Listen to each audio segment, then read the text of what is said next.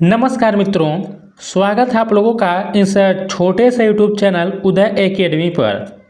आज हम लोग इस वीडियो में जनरल अवेयरनेस से देखिए कुल 25 क्वेश्चंस को व्याख्या के साथ पढ़ेंगे और हम लोग वे क्वेश्चंस पढ़ेंगे जो देखिए अब तक केवीएस में, एनवीएस में, DSSB में और साथ ही EMIRS में यह सब देखिए PYQ है जो अब तक पूछे गए हैं, उन्हीं का हम लोग यहाँ पर पढ़ेंगे। और हम लोग जनरल अवेयरनेस के अंतर्गत देखिए इस वीडियो में इतिहास से 25 क्वेश्चंस को पढ़ेंगे। देखिए जो लोग चैनल पर पहली बार है उन्हें मैं बता देता हूँ, इस चैनल के द्वारा EMIRS एग्ज़ाम के लिए ICT जो है कंप्लीट करा गया था और देखिए एक छोटा सा टेस्ट सीरीज भी लॉन्च किया गया था। एग्ज़ाम में जो TGT PGT का एग्ज़ाम हुआ है, देखिए उसमें हमने 15 में 14 क्वेश्चंस PGT में और देखिए साथ में अभी TGT में भी मैं 15 में 14 क्वेश्चंस का साक्ष्य दिखाऊंगा। जो मैं पढ़ाया था वही देखिए एग्ज़ाम में आया था और इस छोटे से चैनल के द्वारा देखिए जो भी कंटेंट दिया गया था वह एकदम सॉलिड कंटेंट दिया गया था। हम प्रूफ भी अपलोड कर दिए, जाकर देखिएगा कि 15 में से 14 क्वेश्चन हम फंसाए थे एग्जाम में। और इसी प्रकार देखिए जैसा कि आप लोग जानते हैं, आप लोग का जो KVS NVS का एग्ज़ाम 10-11 जनवरी को होने वाला है, उसमें देखिए जनरल अवेयरनेस से कुल 20 क्वेश्चंस और देखिए एक क्वेश्चन से 3 नंबर का है। कुल देखिए 60 नंबर के आप लोगों के जनरल अवेयरनेस से क्वेश्चंस पूछे जाएंगे और साथ ही देखिए 60 नंबर के आप लोगों का जो है कंप्यूटर भी पूछा जाएगा। तो कंप्यूटर के साथ साथ आप लोगों को इस चैनल के द्वारा KVS NVS में जो भी देखिए जनरल अवेयरनेस के क्वेश्चंस पूछे गए थे उन सभी को यहाँ पर कवर कराया जाएगा। तो चलिए हम लोग वीडियो को शुरू करते हैं। और देखिए हमें जहाँ तक पता है कि KVS NVS के द्वारा कोई देखिए ऑफिशियल सिलेबस नहीं जारी किया गया है टायर 1 का। तो यह जो हम लोग यहाँ पर देखेंगे यह प्रीवियस ईयर के आधार पर यहाँ पर हम लोग चीज़ों को यहाँ पर कवर करेंगे। यदि आप लोगों को इसका ऑफिशियल सिलेबस मिलेगा तो हमें ज़रूर दीजिएगा, क्योंकि हमें नहीं मिला है कहीं भी इसका ऑफिशियल सिलेबस जारी किया गया है कि नहीं किया गया है। जैसे देखिए जनरल अवेयरनेस के अंतर्गत इतिहास इसमें आपको पढ़ना है, फिर देखिए पॉलिटी पढ़ना है, ज्योग्राफी पढ़ना है, physics, chemistry, biology, computer, economy, यह सभी पढ़ना है। तो देखिए मैं अभी यह पहला वीडियो है, पहले मैं यह देख रहा हूँ कि आप लोग सपोर्ट करते हैं कि नहीं। जो मैं वीडियो बना रहा हूँ इसका कोई पॉजिटिव रिस्पांस आ रहा है कि नहीं आ रहा है। यदि आप लोग अधिक से अधिक वीडियो पर कमेंट करेंगे और अधिक से अधिक वीडियो को लाइक करेंगे, देखिए वैसे मैं कभी आपसे लाइक करने के लिए कहता नहीं हूँ, तो देखिए मैं इस सीरीज को चालू करूंगा, क्योंकि देखिए एग्ज़ाम में बहुत अधिक टाइम नहीं बचा हुआ है, बहुत कम टाइम बचा है। 10-11 जनवरी को एग्ज़ाम है और देखिए अब आप लोग इसका सिलेबस नहीं पूरा कर पाएंगे। सिलेबस यदि आपको पूरा करना है तो आप लोग स्मार्ट वर्क कर यानी कि केवल PYQ पढ़िए, यहीं से आप लोगों का सिलेबस ही पूरा हो जाएगा। तो चलिए हम लोग शुरू करते हैं। जो हम लोग आज का जो पहला क्वेश्चन है हम लोग स्टार्ट करेंगे इतिहास से। प्राचीन इतिहास से हम लोग देखिए 25 क्वेश्चन पढ़ेंगे। और देखिए आप लोगों का कंप्यूटर का सीरीज अभी हम नया स्टार्ट करेंगे KVS NVS के लिए, उस पर भी आप लोगों का जो है काम चल रहा है। बहुत जल्द मैं कंप्यूटर का जो ICT का वीडियो है मैं प्रोवाइड कराऊंगा KVS NVS के सिलेबस के अनुसार। अभी तक देखिए मैं एक छोटा सा इंट्रोडक्शन दिया हूँ, पहला वीडियो था इसलिए मैं थोड़ा बता दिया हूँ। तो चलिए हम शुरू करते हैं। और देखिए आप लोग अधिक से अधिक लाइक करिएगा, अधिक से अधिक कमेंट करिएगा। मैं 100 का टारगेट लेकर लाइक का चलता हूँ। देखिए अगर 100 लोग इस वीडियो पर लाइक कर देंगे तो मैं पूरा हिस्ट्री, पॉलिटी, ज्योग्राफी जितना है पूरा मैं PYQ आप लोगों को करा दूंगा। हिंदी भी कवर करा दूंगा, इंग्लिश भी करा दूंगा, सभी करा दूंगा जितने भी PYQ अभी तक पूछे गए हैं। तो मैं टारगेट 100 लोगों का लाइक लेकर चलता हूँ और कमेंट भी देखते हैं कितने लोग करते हैं। तो हम शुरू करते हैं। जो पहला क्वेश्चन दिया है देखते हैं किस प्रकार का क्वेश्चन दिया गया है। तो देखिए DSSB क्वेश्चन पूछा गया, अभी हम सब लोग देखेंगे, इसमें हम लोग सब क्वेश्चन देखेंगे। KVS में कौन सा पूछा है, NVS में कौन सा पूछा है। तो देखिए पहला क्वेश्चन है कि पूरा पाषाण काल को प्रायः भागों में विभाजित किया गया, 6 भागों में कि 2 की 3 की 5। देखिए इसका पहले का ऑप्शन नंबर सी जो होगा सही होगा। पूरा पाषाण काल को 3 भागों में विभाजित किया गया है, निम्न पूरा पाषाण काल, मध्य पूरा पाषाण काल और उच्च पूरा पाषाण काल। आप लोग व्याख्या एक एक जो है सब इसको याद करते चलिएगा, व्याख्या से ही क्वेश्चन बन जाएगा। दूसरा क्वेश्चन देखे दिया है कि कौटिल्य के अर्थशास्त्र का एक महत्वपूर्ण पहलू क्या था। अब देखिए इसमें अभी 90% लोग इसको गलत करेंगे। पहला ऑप्शन दिया कि इसने केवल धार्मिक शिक्षाओं को बढ़ावा दिया था, इसने जासूसों के उपयोग को हतोत्साहित किया था, इसका मुख्य लक्ष्य एक मजबूत जासूसी तंत्र का निर्माण करना था और इसमें शासकों को शासन से बचने का सुझाव दिया गया था। देखिए कौटिल्य के अर्थशास्त्र का जो एक महत्वपूर्ण जो पहलू यही था कि इसका जो मुख्य लक्ष्य था एक मजबूत जासूसी तंत्र का निर्माण करना था। तो देखिए दूसरे का ऑप्शन नंबर सी जो होगा इस क्वेश्चन का सही होगा। देखिए यदि आप लोगों को लग रहा है कि मैं बहुत धीरे से बोल रहा हूं तो आप लोग स्पीड 2x कर लीजिएगा, जिससे आप लोगों का अधिक से अधिक समय बचेगा। वैसे मैं खुद चाहता हूं कि आप लोगों का अधिक से अधिक समय बचे। व्याख्या देखे दिया कि कौटिल्य के अर्थशास्त्र में राज्य व्यवस्था, कृषि, न्याय और राजनीति जैसे विभिन्न पहलुओं पर विचार किया गया है। इसमें शासकों को जनता के कल्याण पर ध्यान केंद्रित करने और प्रशासन को सुव्यवस्थित रखने का सुझाव दिया गया था। इस ग्रंथ में राजतंत्र का भी समर्थन किया गया था, जिसमें एक शक्तिशाली राजा पूरे भारत पर शासन करेगा, इसलिए इसका मुख्य लक्ष्य एक मजबूत जासूसी तंत्र का निर्माण करना था। तीसरा क्वेश्चन देखते हैं, दिया है कि मौर्योत्तर काल में निम्नलिखित में से कौन सा साम्राज्य भारत में शकों का उत्तराधिकारी बना। शुंग की सातवाहन की कुषाण की गुप्त साम्राज्य। देखिए तीसरा जो क्वेश्चन है, तीसरे का ऑप्शन नंबर सी यहाँ पर सही होगा। यहाँ पर कुषाण जो होगा यही सही होगा, यही जो है शकों का उत्तराधिकारी बना था। तो देखिए मौर्योत्तर काल में कुषाण साम्राज्य भारत में शकों का उत्तराधिकारी बना। कुषाणों को यूची और तोखरी भी कहा जाता था। देखिए इंपॉर्टेंट याद रखिएगा, कुषाणों को यूची और तोखारी भी कहा जाता था, जो उत्तरी हरित मैदानों के खानाबदोश लोग थे। और देखिए कुजुल कडफिसेस कुषाण साम्राज्य का संस्थापक था, ये भी याद रखिएगा। कुजुल कडफिसेस जो था वह कुषाण साम्राज्य का संस्थापक था। कनिष्क कुषाणों का सबसे शक्तिशाली शासक था।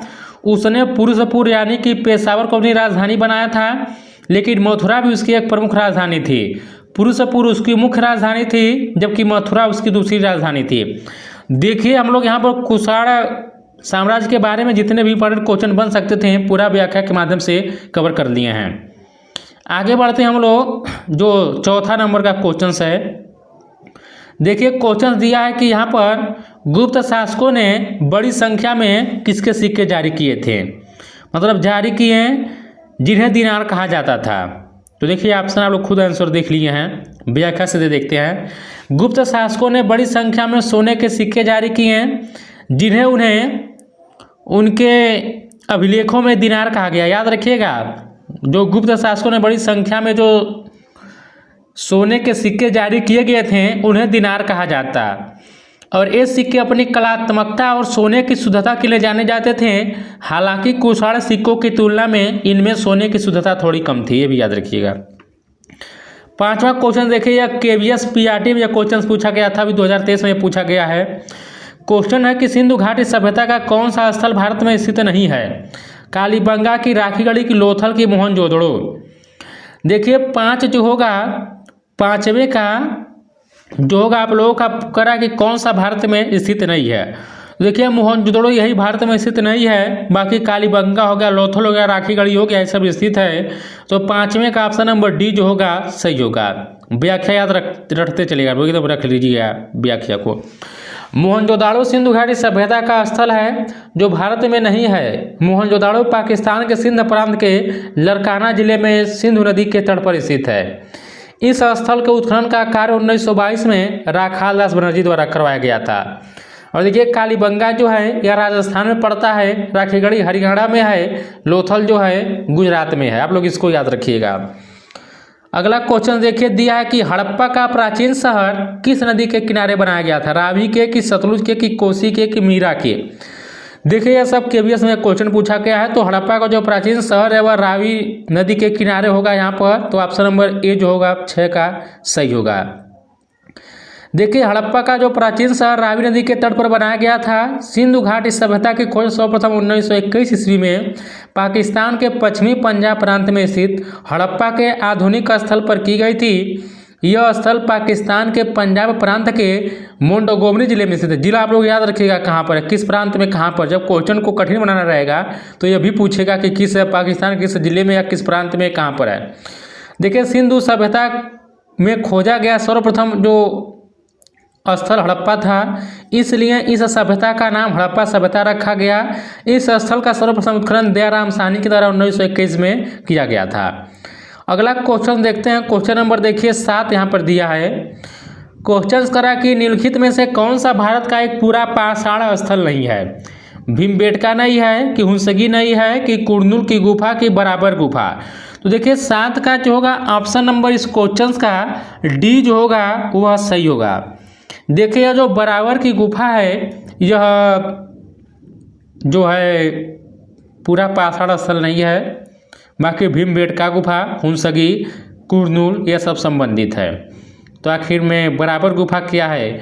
तो बराबर गुफा बिहार के गया जिले में स्थित है। इस गुफा का निर्माण चट्टानों को काटकर किया गया है। इनका संबंध मौर्य काल से है, जबकि भीमबेटका, हुंसगी तथा कुरनूल गुफा का संबंध पूरा पाषाण काल से है। अगला क्वेश्चन कह रहा है कि निम्नलिखित में से कौन सा शहर सिंधु घाटी सभ्यता का हिस्सा था। द्वारका, की हड़प्पा, की मुजरिस, की सांची। तो देखिए आप लोग 8 जो होगा 8 का ऑप्शन नंबर बी जो होगा सही होगा। हड़प्पा जो था यह सिंधु घाटी सभ्यता का हिस्सा था, तो ऑप्शन नंबर इसका बी जो होगा वह सही होगा। व्याख्या देख लेते हैं। देखिए करा कि हड़प्पा नामक पूरा स्थल सिंधु घाटी सभ्यता का हिस्सा था। सिंधु घाटी सभ्यता का प्रथम पुरातात्विक जो प्रमाण है हड़प्पा से मिलने के कारण इस सभ्यता को हड़प्पा सभ्यता के नाम से भी जाना जाता है। सिंधु घाटी सभ्यता कांस्य युगीन सभ्यता, याद रखिएगा बहुत बार पूछा गया है। जो सिंधु घाटी सभ्यता है वह एक कांस्य युगीन सभ्यता है। लोथल हो गया, यह देखिए लोथल जो है सिंधु घाटी सभ्यता का एक बहुत ही फेमस बंदरगाह था। क्वेश्चन नंबर देखिए 9 यहाँ पर दिया है। करा कि सिंधु घाटी सभ्यता एक मतलब किस प्रकार की सभ्यता थी। ऊपर पढ़कर आए हैं तो सिंधु घाटी सभ्यता कैसी सभ्यता थी, तो एक कांस्य युगीन सभ्यता थी। तो ऑप्शन नंबर सी जो होगा सही होगा। आप लोग कमेंट करके बताएं कि जो डांसिंग गर्ल की जो मूर्ति मिली है वह कहाँ से मिली थी। देखते हैं कितने लोग बताते हैं जो डांसिंग गर्ल की जो मूर्ति मिली थी कहाँ से वह मिला था। तो यहाँ पर देखिए कह रहा कि नवपाषाण काल के अंत में धातु का इस्तेमाल शुरू हुआ। तांबा प्रथम धातु थी जिसका इस्तेमाल मानव ने किया है, भी याद रखिएगा। पत्थर और तांबा दोनों के इस्तेमाल पर आधारित संस्कृत को ताम्रपाषाणी संस्कृत कहते हैं। कांसा जो तांबा और रांगा की मिश्र धातु है की खोज भी इसी काल में हुई, अतः इसे कांस्य युगीन कहते हैं। सिंधु घाटी या हड़प्पा घाटी सभ्यता को एक कांस्य युगीन सभ्यता भी कहा जा सकता है, क्योंकि हड़प्पा के निवासी कांसे की ढलाई बड़े पैमाने पर करते थे और इसी काम में देखे हुए लोग प्रवीण थे।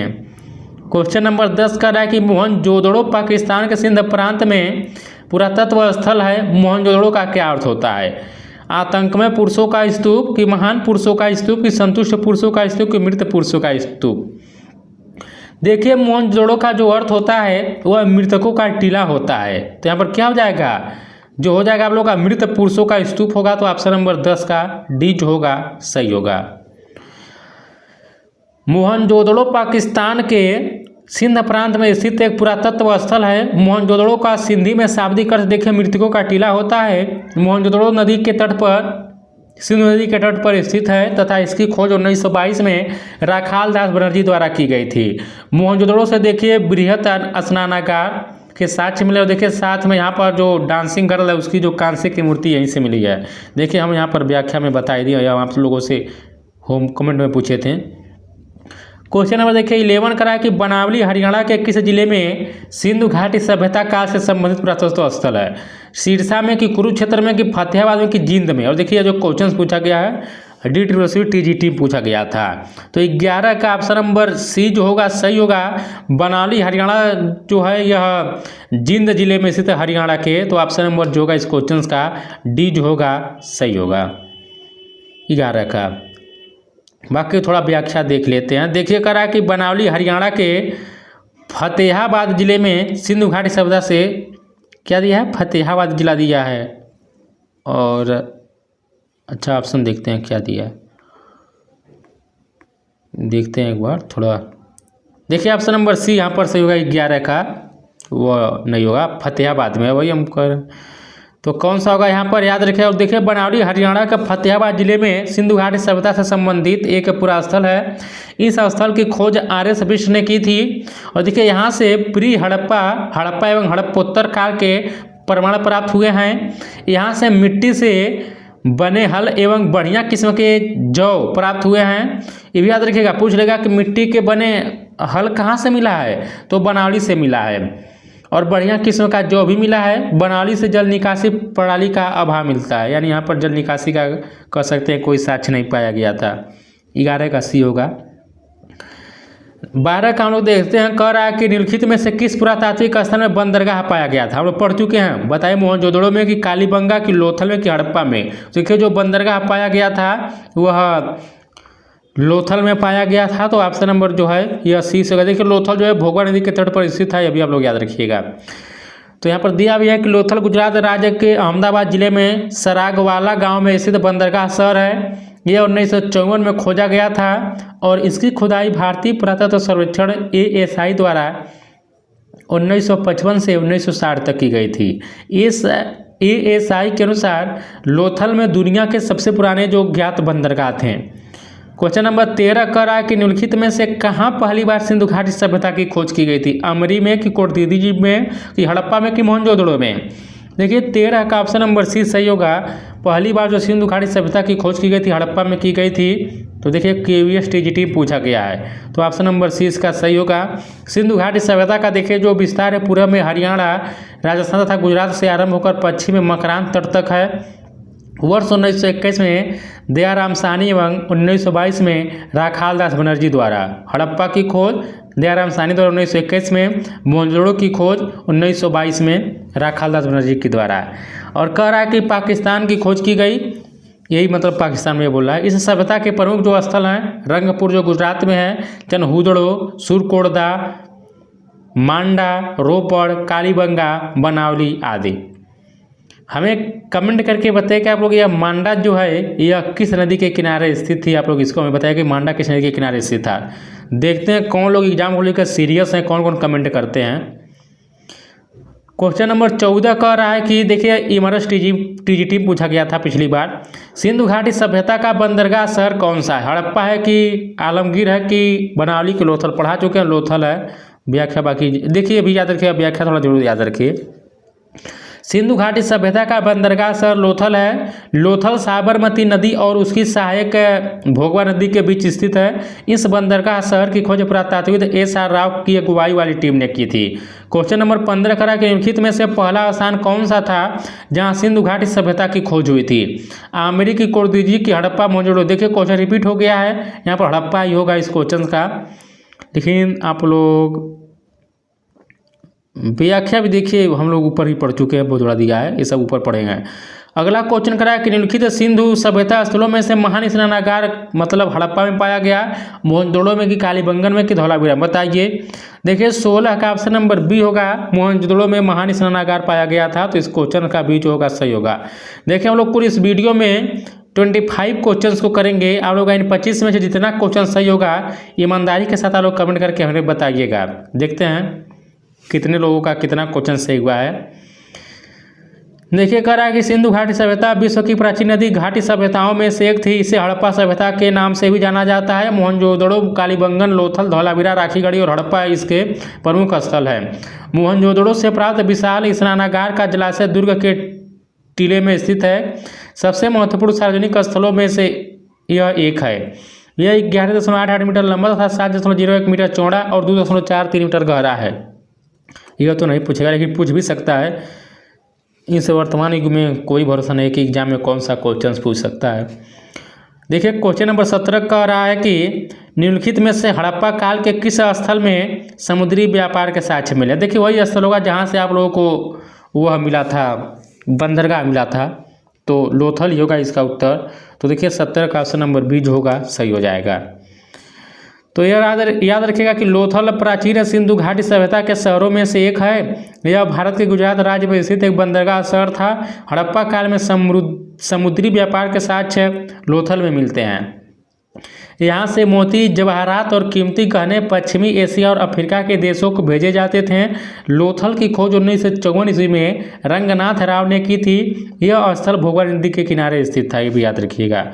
और देखिए दोस्तों, आप लोगों ने ध्यान दिया होगा, मैं आप लोगों से कभी नहीं कहता हूँ कि हमारे वीडियो को लाइक करिए, शेयर कीजिए, चैनल को सब्सक्राइब कीजिए। लेकिन देखिए, यदि मैं आप लोगों को यह सभी कंटेंट फ्री में प्रोवाइड करा रहा हूँ तो देखिए आप लोगों का भी एक दायित्व तो बनता है कि वीडियो को देखे बिना कहे लाइक कर दीजिए आप लोग, और भी आप लोग शेयर भी कर दीजिएगा, और कंटेंट अच्छा पढ़ने के लिए चैनल से जुड़ भी जाइएगा। तो आप लोग यही सपोर्ट कर सकते हैं, आप लोग वीडियो को लाइक कर सकते हैं। वैसे मैं इसका टारगेट 100 रखा हूँ। यदि आप लोग का सपोर्ट अच्छा मिला है वीडियो पर तो मैं इस सीरीज को आगे जो है कंटिन्यू करूँगा, वो तो आप लोगों के ऊपर है। तो यहाँ पर कौन सा होगा? लोथल। देखिए सही हो जाएगा। क्वेश्चन नंबर 19 करा कि हड़प्पा स्थल नदी के तट पर स्थित है। सरस्वती की, सिंधु की, ब्यास की, रावी। तो देखिए हड़प्पा जो है यह रावी नदी के तट पर स्थित है, तो 19 का ऑप्शन नंबर डी सही होगा। क्वेश्चन जो है रिपीट हो गया है, लेकिन आप लोग व्याख्या याद रखिएगा। इस स्थल से 12 कक्षों वाला अन्नागार, अनाज कूटने के 18 वृत्ताकार चबूते तथा श्रमिक आवास के साक्ष्य मिले हैं। क्वेश्चन नंबर 20 करा कि हड़प्पावासी किस प्रकार की प्राचीन लिपि का उपयोग करते थे? चित्रलिपि की, रेखीय की, सांकेतिक की, प्रतीकात्मक। देखिए आप लोग पिक्टोग्राफी पढ़े होंगे, भाव चित्रात्मक लिपि उसको कहा जाता है। तो जो हड़प्पावासी थे वह चित्रलिपि का प्रयोग ही करते थे, तो ऑप्शन नंबर ए यहाँ पर सही होगा। हड़प्पावासी जो होते थे पिक्टोग्राफी यानी कि भाव चित्रात्मक लिपि का प्रयोग करते थे। देखिए हड़प्पा सभ्यता की खोज दयाराम साहनी ने 1921 में की थी। अगला क्वेश्चन देखते हैं, क्वेश्चन नंबर 21 है। व्याख्या आप लोग देख गए, लेकिन आप लोग क्वेश्चन देखिए। पूछा कि कौन सा बृहद हड़प्पाई स्थल हरियाणा में स्थित है? तो देखिए जो राखीगढ़ी है यह सबसे बड़ा हड़प्पाई स्थल था, यह हरियाणा में स्थित था। व्याख्या देखते हैं कि राखीगढ़ी हरियाणा के हिसार जिले में अवस्थित है। इसका उत्खनन 1997 से 99 ईस्वी के मध्य अमरेंद्र नाथ द्वारा किया गया। राखीगढ़ी में हड़प्पा युग के प्रमाण मिले हैं। यहाँ खुदाई के दौरान 7 स्तूप, दुर्ग, प्राचीर, अन्नागार, ऊंचे चबूतरे पर बनाई गई अग्निवेदिका प्राप्त हुई। 22 नंबर क्वेश्चन करा है कि भारतीय का नाम जो मोहनजोदड़ो के साथ, अब हम लोग आपको बता चुके हैं ये मोहनजोदड़ो का खोज किसने किया था? राखालदास बनर्जी ने 1922 में किया था। तो आर डी बनर्जी कहाँ है? तो ऑप्शन में है, तो सही हो जाएगा। देखिए कह रहा है कि यह क्षेत्रफल की दृष्टि से सबसे बड़े नगरों में से एक था मोहनजोदड़ो। यहाँ से कांसे की नर्तकी की मूर्ति, सूती कपड़ा, पशुपति शिव की आकृति वाली मोहर तथा बेलनाकार मोहरों के साक्ष्य मिले हैं। 23 क्वेश्चन करा है कि अश्वमेध यज्ञ प्राचीन भारतीय राजाओं द्वारा अपनी शाही संप्रभुता साबित करने के लिए क्या थी? घोड़े की बलि थी कि बकरी की, कि हाथी की, कि भैंस की? क्योंकि अश्वमेध यज्ञ जो होता था यहाँ पर घोड़े का प्रयोग किया जाता था, तो ऑप्शन नंबर ए इसका सही हो जाएगा। और देखिए कह रहा है कि अश्वमेध यह भारतवर्ष के एक प्रख्यात प्राचीन कालीन यज्ञ का नाम है। इस यज्ञ का आयोजन प्राचीन भारतीय राजाओं द्वारा अपनी शाही संप्रभुता साबित करने के लिए एक अनुष्ठान के रूप में घोड़े की बलि देना था। इस यज्ञ का उल्लेख वैदिक कालीन ग्रंथों तथा ऋग्वेद एवं ब्राह्मण ग्रंथों में भी मिलता है। पुष्यमित्र, शुंग तथा समुद्रगुप्त ने भी इसका आयोजन करा था, भी याद रखिएगा। 24 करा कि किस वेद में श्वेताश्वरोपनिषद सन्निहित है? अथर्ववेद में, कि ऋग्वेद में, कि सामवेद में, कि यजुर्वेद में? 24 का ऑप्शन नंबर देखिए डी सही होगा। तो यजुर्वेद में श्वेताश्वरोपनिषद सन्निहित है। तो कह रहा है कि श्वेताश्वरोपनिषद यजुर्वेद में सन्निहित एक प्राचीन संस्कृत पाठ है। इसे 108 उपनिषदों के मुक्तिका सिद्धांत में 14वें नंबर के रूप में सूचीबद्ध किया गया है। इस उपनिषद में 6 अध्यायों में 113 मंत्र या छंद हैं। 25 देखिए क्वेश्चन पूछा गया था कि रामायण किसके द्वारा लिखित एक महाकाव्य है? व्यास जी के द्वारा, कि विश्वामित्र जी के द्वारा, कि वाल्मीकि के द्वारा, कि वशिष्ठ के द्वारा? देखिए 25 का ऑप्शन नंबर सी सही होगा। रामायण जो है यह वाल्मीकि के द्वारा लिखा गया एक प्रसिद्ध काव्य है। थोड़ा आप लोग याद रखिएगा कि वाल्मीकि कैसे लिखा जाता है। बहुत लोग एग्जाम में देखिए जब वर्तनी में पूछ लेता है तो बहुत लोग इसको गलत कर देते हैं। तो आप लोग याद रखिएगा वाल्मीकि जो लिखा जाता है मुँह पे पहले बड़ी की मात्रा फिर कब छोटी मात्रा आती है, तो वाल्मीकि ऐसे लिखा जाता है, भी याद रखिएगा। तो रामायण देखिए वाल्मीकि के द्वारा लिखित एक महाकाव्य है। देखिए अब इस वीडियो में 25 क्वेश्चन को व्याख्या के साथ पढ़े हैं। यदि आप लोग इस सीरीज को आगे कंटिन्यू चाहते हैं तो आप लोग टारगेट जो लाइक का है 100 से अधिक पूरा कराइएगा, अधिक से अधिक कमेंट करिएगा। और देखिए यदि आप लोगों को NVS KVS का टायर फर्स्ट का यदि आप लोग को ऑफिशियल सिलेबस कहीं मिलेगा तो आप लोग ज़रूर हमें बताइएगा, मिलेगा तो। वैसे मैं कहीं पाया नहीं, यदि जो मैं करा रहा हूँ आप लोगों को यह सब PYQ मैं करा रहा हूँ, जो क्वेश्चन पूछा गया था। और देखिए अंत में यही कहूँगा कि यदि आप लोगों को यह वीडियो अच्छा लगा है तो आप लोग लाइक भी कर सकते हैं, शेयर भी कर सकते हैं, और डेली वीडियो देखने के लिए चैनल से जुड़ भी सकते हैं। मिलते हैं एक नए वीडियो के साथ, तब तक नमस्कार, जय हिंद, जय भारत।